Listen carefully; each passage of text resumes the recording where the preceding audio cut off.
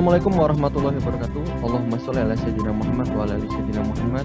Alhamdulillah pemirsa, kembali lagi dalam program Kabar Petang edisi Senin 6 September 2021 bersama saya Fauzi Sanjabir. Insya Allah dalam beberapa menit ke depan kita akan membaca dan menelaah berita paling menarik hari ini bersama narasumber yang berkompeten di bidangnya dan tentunya dalam sudut pandang Islam. Inilah Kabar Petang selengkapnya.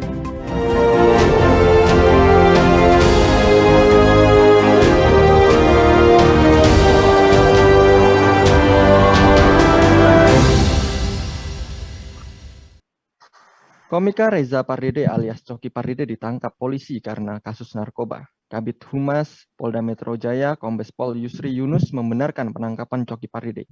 Nama Coki Pardede memang dikenal secara luas sebagai satu di antara komika ternama di Indonesia. Ia juga dikenal dengan sederet dark jokes yang menjadi ciri khas komedinya dan tak jarang menuai hujatan. Bersama rekan sama komika Tretan Muslim, Coki Pardede juga pernah tersandung dugaan penistaan agama. Siapa dia sebenarnya? Apa saja kontroversinya? Mengapa dia sering membuat kontroversi? Mengapa public figure sering tersangkut kasus narkoba? Untuk membahasnya kami terhubung dengan praktisi media Bung Rizky Awal. Assalamualaikum warahmatullahi wabarakatuh, Bung Rizky Awal. Waalaikumsalam warahmatullahi wabarakatuh, Bung Fauzi. Alhamdulillah, sehat Bung Rizky Awal? Sehat-sehat luar biasa nih. Sore hari biasa kita dapat informasi-informasi yang terhangat dan terbaru di Kabar Petang ya. Baik. Bung Rizky Awal, sebenarnya siapa sih komika Reza Pardede ini atau Coki Pardede? Lalu apa saja sebenarnya kontroversinya, Bung Rizky Awal? Ya, Reza Pardede atau yang dikenal lebih di publik dikenal dengan nama Coki Pardede merupakan komika yang merupakan lulusan dari ajang berbakat ya stand up komedi di beberapa televisi nasional, swasta nasional. Bersama Tretan Muslim tadi mereka mendirikan atau bergabung dalam Majelis Lucu Indonesia. Salah satu kontroversi yang masih diingat di publik tentunya pertama tentang ketika bulan Ramadan kemarin ya sempat 2018 yang lalu sempat mengutarakan tentang bagaimana kalau seandainya daging babi dicampur dengan kurma dan juga madu ya. Waktu itu kontroversi yang cukup besar karena ini menyindir sekali dengan kebiasaan kaum muslimin tentang makanan halal dan haram. Yang lebih menghebohkan lagi adalah ketika beberapa waktu yang lalu dia mendukung membuat pernyataan secara publik melalui tweetnya dan menganggap bahwasanya ketika seseorang yang punya karya bagus meskipun bejat ya, ini terkait dengan salah satu kasus yang cukup terkemuka waktu itu terkait dengan kasus Gofar Hilman terkait dengan pelecehan seksual. Dia mengakui bahwasanya yang saya akui karya dia hebat gitu. Dia mengakui karya dia hebat terlepas dia seorang yang bejat atau tidak. Ini yang menjadi kontroversi yang cukup besar di samping beberapa kontroversi dengan rekan muslimnya Tretan Muslim ya terkait dengan beberapa hal ya, salah satunya ketika ditanya tentang bagaimana pandangan mereka tentang ketika penangkapan terkait dan juga pembubaran FPI juga gitu. Baik, Bung Rizky Awal, komika Coki Pardede ini sedang menjadi pembicaraan publik nih usai ditangkap karena kasus narkoba. Sebelum ditangkap karena kasus narkoba, kemarin juga Coki Pardede memang kerap menuai kontroversi lewat dark komedinya yang menjadi ciri khasnya. Pertanyaannya Bung Rizky Awal, mengapa dia sering ini membuat kontroversi sebenarnya dan juga apa dampak kontroversinya yang dia lakukan ini khususnya bagi generasi muda ataupun remaja? Ya sebenarnya kan ketika membuat dark jokes ataupun ketika diwawancari beberapa saluran televisi dan juga channel YouTube, pernyataan-pernyataan Coki ini bisa mengundang bahaya yang cukup besar, lebih khusus dari remaja ya, karena remaja saat ini kan filter televisi maupun tontonan itu agak sulit untuk bisa diterima oleh orang-orang dewasa ya, atau orang tua yang mendampinginya, karena beberapa kali kalimat-kalimatnya justru mengarah kepada sesuatu yang menurut kita nggak lucu justru ya. Ketika diwawancari terkait dengan salah satu pebasket Denny Sumargo dalam hal ketika ditanya tentang kaitan dengan kitab suci, menganggap bahwasanya beberapa hal yang menurut dia tidak layak untuk orang-orang LGBT itu tidak kebanyakan tidak tunduk kepada kitab suci. Itu pernyataan kontroversi yang cukup luar biasa. Di samping memang ketika yang sangat menghebohkan ketika dia muncul ketika mulai diulangi oleh para netizen terkait dengan wawancaranya dengan BNN, di mana ketika orang BNN bertanya tentang sabu-sabu, beliau menjawab tentang sesuatu hal yang sebenarnya menjadi ciri khas pengguna sabu sendiri. Apa ciri khas seorang pengguna sabu? Dia mengerti tentang sabu itu seperti apa. Nah, dari hal ini menjadi kontroversi tentunya di tengah-tengah masyarakat, apalagi anak-anak kecil dan remaja yang menjadi tonton itu sudah menjadi tonton. Ini sungguh sangat membahayakan dalam kehidupan sehari-hari. Dan ditambah bahasa-bahasa dan bahasa-bahasa yang tidak difilter, ya, dengan mengeluarkan bahasa-bahasa yang menurut kita ya memang tidak layak untuk didengar oleh anak kecil, remaja maupun orang dewasa sekali. Baik, Bung Rizky Awal, aksi-aksi panggung stand-up komedian atau yang biasa disebut komika tak jarang menuai kontroversi. Biasanya materinya yang dilontarkan apa saja yang berpotensi, sering juga menyinggung pihak tertentu, Bung Rizky Awal. Kerap kali komika juga tuai kontroversi ya akibat leluconnya sendiri. Bagaimana tanggapan Bung Rizky Awal mengenai fenomena tersebut? Ya kan sebenarnya beberapa kali komika itu terjerat dalam perkara terjerat kasus publik ya, terjerat ketika dia berupaya menghubungkan candaan itu dengan agama, sehingga agama itu menjadikan lelucon. Tidak sekedar Coki Pardede dan rekannya terhadap Muslim yang itu sempat membuat kontroversi, beberapa komika pun sempat melakukan itu semua. Gitu. Tapi memang kenapa ini terjadi bebas? Ya karena memang kita melihat tidak aturan baku yang jelas terkait dengan seberapa sebenarnya seorang seniman, wabil khusus para komika itu bisa menjadikan bahan agama sebagai canda. Dan tidak ada hukum yang jelas, tidak ada patokan yang jelas, tidak ada aturan yang jelas terkait ini. Dan tidak ada tindakan hukum dan pidana terkait dengan orang-orang ini, sehingga wajar kalau kontroversi itu terjadi berulang-ulang kali. Karena apa? Tidak ada semacam beban bagi mereka, tidak ada ketakutan bagi mereka, dan ketika yang lain berhasil menyampaikan itu dan hanya sifatnya cercaan belaka, hinaan belaka bagi mereka, dan tanpa melalui proses hukum berikutnya, maka akan muncul komika-komika, seniman-seniman yang lainnya yang justru akan menjadikan agama lebih dari candaan. Baik, Bung Rizky Awal, bagaimana menurut Anda peran negara dalam menjaga moral generasi muda dari bahaya pemikiran dan budaya rusak saat ini, Bung? Dan juga apakah negara sudah hadir dalam mengedukasi akhlak generasi muda menjadi lebih baik saat ini, Bung?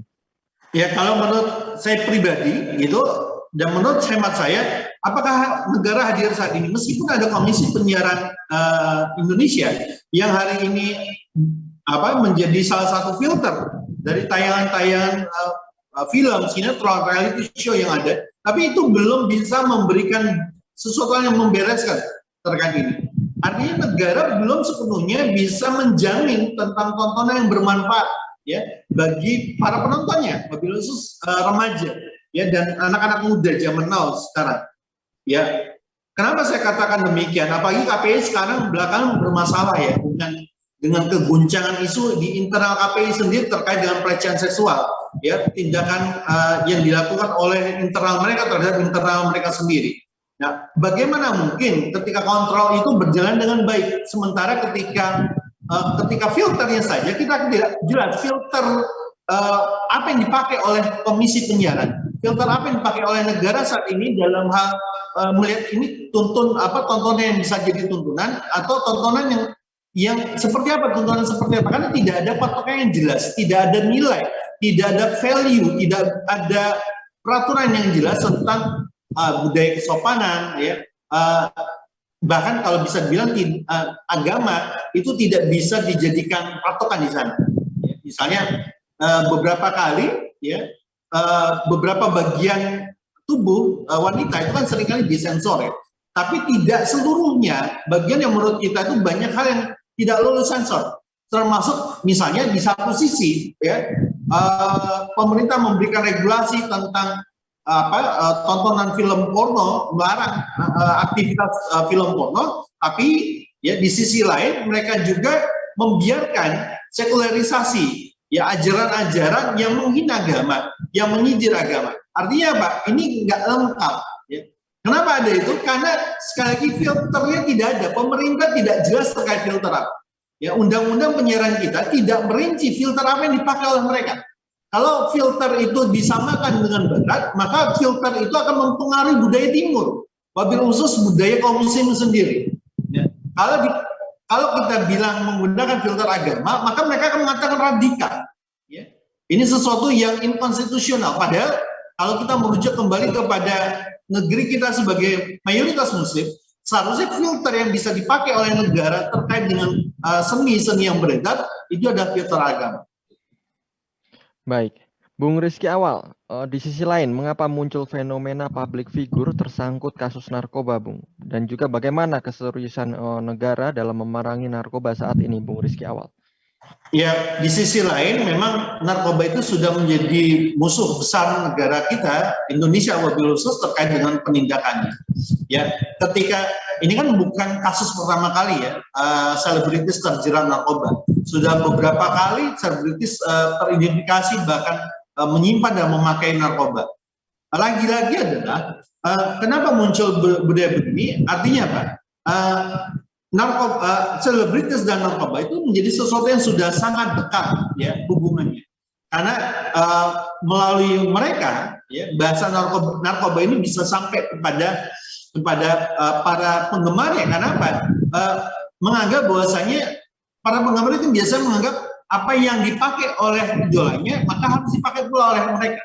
Nah, ini yang menjadi keyword bagi kita semua, keprihatinan bagi kita semua, betapa narkoba itu bukanlah masalah yang ringan ya, tapi sudah menjadi budaya. Artinya apa? Negara harus serius betul dalam hal mengungkapkan, membereskan permasalahan ini. Itu. Baik, Bung Rizky Awal, terakhir, bagaimana peluang penistaan agama dan penyalahgunaan narkoba ya ketika syariah Islam ditegakkan, Bung? Ya, kenapa saya katakan negara tidak hadir? Karena memang penerapan syariah Islam secara kafah tidak diterapkan hari ini, tidak ditegakkan hari ini. Ya, kita bisa lihat dari tontonan dan juga aneka tokoh-tokoh yang hadir, ya, tidak ada filter sama sekali. Bagaimana mencegahnya? Pertama, negara harus bisa menyiapkan perangkat hukum yang berkeadilan, yang tegak berdasarkan kepada Quran dan Sunnah dari wilayah hulu hingga ke hilir, dari hilir hingga ke hulu, semuanya harus digunakan. Filter syariah harus digunakan. Yang kedua adalah melarang setiap jenis pembuatan obat-obatan dan peredarannya harus dilakukan secara detail. Kenapa terjadi peredaran narkoba secara besar-besaran? Karena sebenarnya ada oknum-oknum tertentu yang memanfaatkan ini.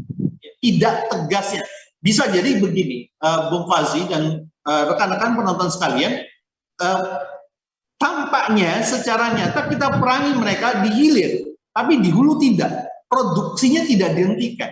Ya, sebenarnya kan mudah saja ketika apa produksi dari sabu-sabu itu apa bahan bakunya, maka kontrol itu bisa dilakukan dari hulu. Tapi permasalahannya adalah kita menangkap sesuatu yang dihilir, sementara hulu mencetak terus-menerus untuk narkoba. Begitu juga dengan tontonan dan juga aktivitas ini. Gitu. Yang kedua, tidak ada hukuman yang berat, sanksi yang berat terkait dengan pelaku. Ya, wabil khusus yang misalnya tadi pelecehan agama, ya, kontroversi terkait dengan lelucon-leluconan. Artis-artis sekarang ya yang menggunakan agama sebagai lelucon, ya, dan itu menjadi copy paste, menjadi kebiasaan. Akhirnya apa? Kita akan melihat 5 tahun ke depan, ya, agama sudah terbiasa jadi lelucon. 20 tahun ke depan agama sudah menjadi lelucon. Makanya, ya, dari hulu dan hilir, pemerintah dan juga masyarakat harus bisa menerapkan secara Islam secara kafah. Jadi nggak bisa disodorkan kepada satu pelaku saja, tidak bisa dihentikan dalam satu pelaku saja, tapi semua peranan dilakukan dari hulu hingga hilir. Ya, hulunya apa? Pemerintah menerapkan aturan, hilirnya media-media itu dikontrol, ya, dengan syariah Islam. Kebebasan bersuara diatur, di dalam Islam diperbolehkan, tapi harus dikontrol dengan batasan-batasan syariah, ya, termasuk dengan seni-seni tadi gitu. Kalau sampai menyindir, melakukan terkait dengan syarat, tentunya ini sudah melampaui batas dan ini bukan lagi menjadi sesuatu tuntunan dan tontonan yang menarik.